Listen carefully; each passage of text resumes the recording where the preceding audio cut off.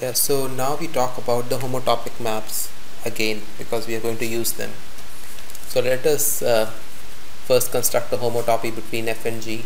So f and g are homotopic. We have just constructed this between two spaces x and y.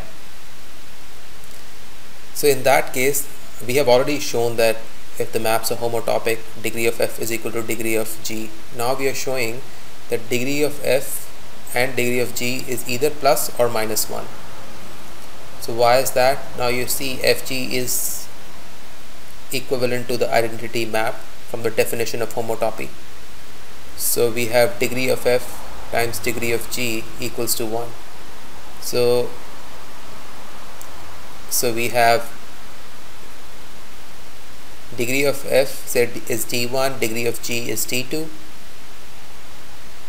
Then d1 equals to d2 is either 1 or it is equal to minus 1. We are going to use this pretty soon on this slide itself.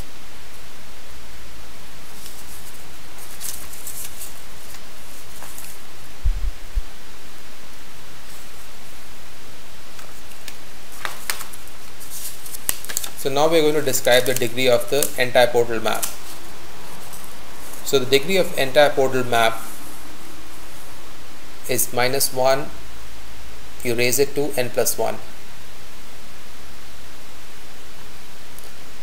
So the answer is really simple. It is because it is composition of n plus 1 reflections. Yeah, so let us denote the antipodal map by this minus 1 written in bold, and where every coordinate is sent to its negative counterpart.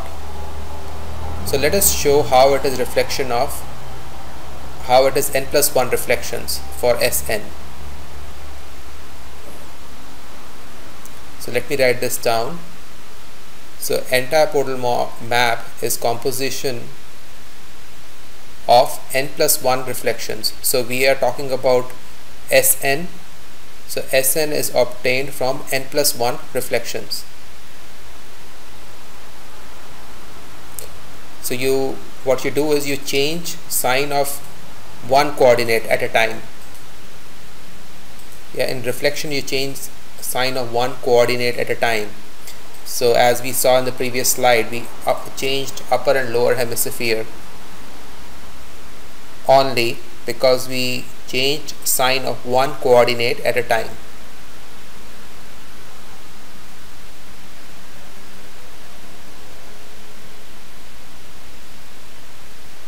So let us write this down. So we are talking about S2. So we have to start with R3. So you start with x1, x2, x3 first. Make the negative sign for x3. This is what we did. We changed upper and lower hemisphere. Then you change sign again. So we change the sign of the second coordinate. Then we change sign the third time. So we have done 3 reflections for S2. So for n we have to do n plus 1 reflections. And since we have seen that the degree of this is times, so degree of fg is degree of f times degree of g. So we keep multiplying minus 1 with itself. So in this case for S2 it will be minus 1 raised to the power of 3, because there are 3 cases, minus 1 times minus 1 times minus 1. So another thing is that if this map f from Sn to Sn has no fixed point, then again degree of this map f is minus 1 raised to the power n plus 1.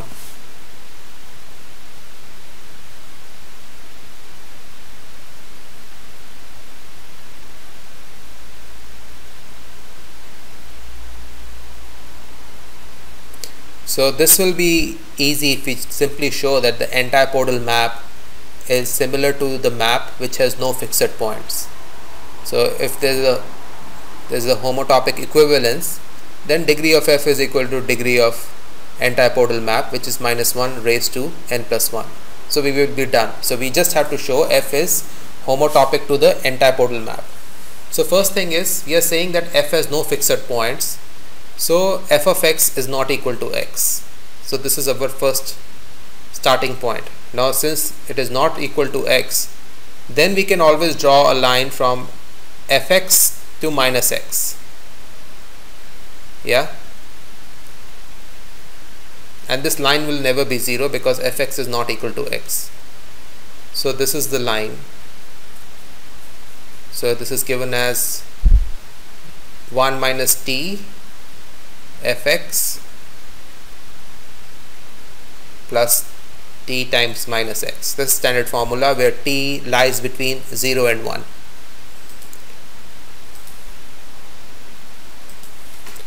Yeah, so this is never equal to 0 because f of x is not equal to x. So let us construct the homotopy now.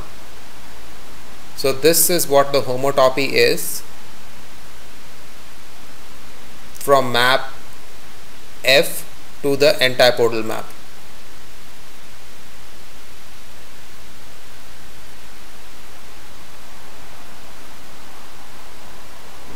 Yeah, so this is not t of x but t times x. So this is the required homotopy. So you put t equals to 0 and then you put t equals to 1 and you get the required homotopy. So just to complete it,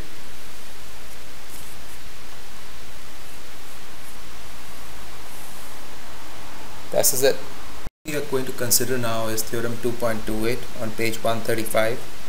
It simply says that a sphere Sn has a continuous vector field of non-zero tangent vectors if and only if n is odd.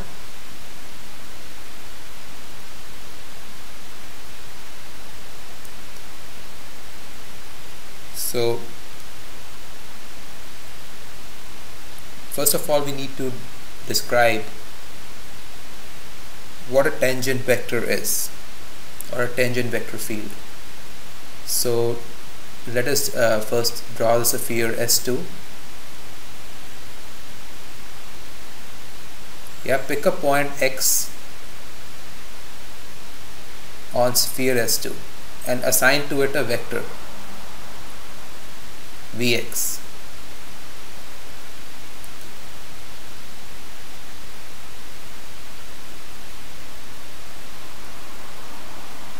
Yeah, so this Vx is not equal to 0. This is given to us because Sn has a continuous field of non-zero tangent vectors. So you see that x and Vx are orthogonal to each other. So if you start from origin, you go to x and then Vx, these are orthogonal. We will see it again. So we want the norm of Vx to be 1. So that is easy. You just replace it by Vx divided by norm of Vx.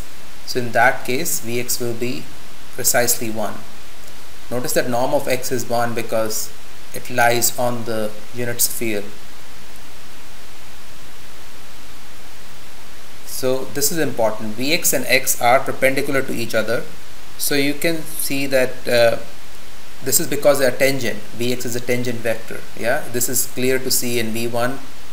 I'm drawing here x and Vx. You can see tangent is perpendicular.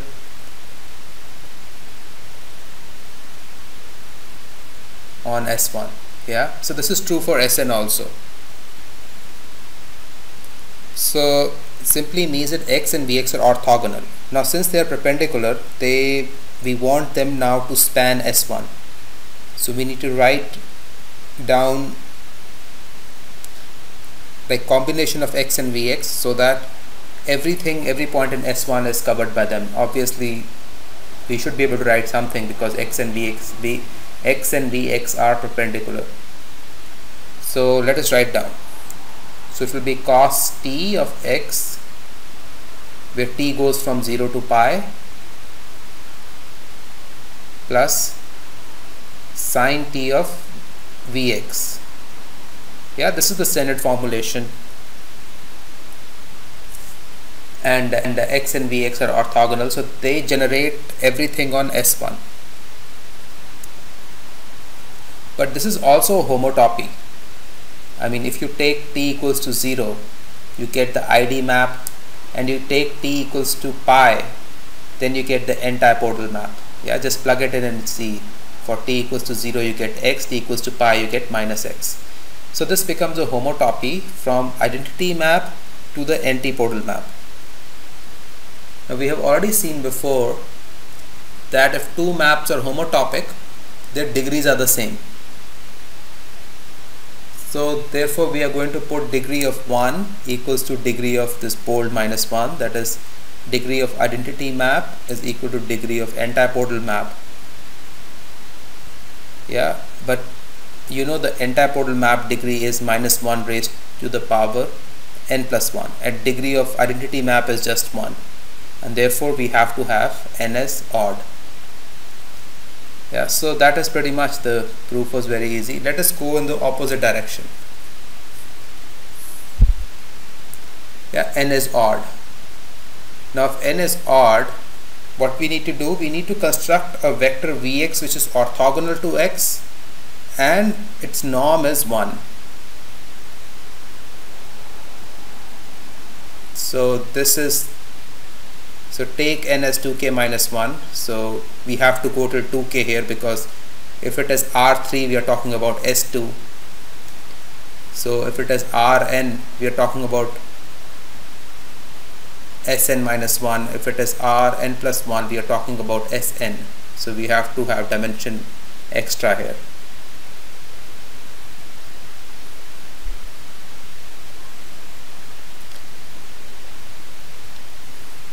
So now we have Vx orthogonal to x. So you can see that Vx and x are orthogonal now.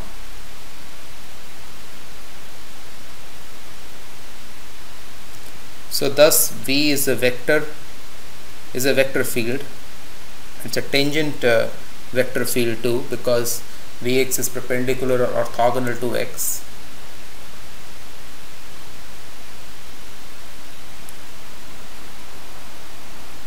And the norm is also 1 for all x lying on the sphere.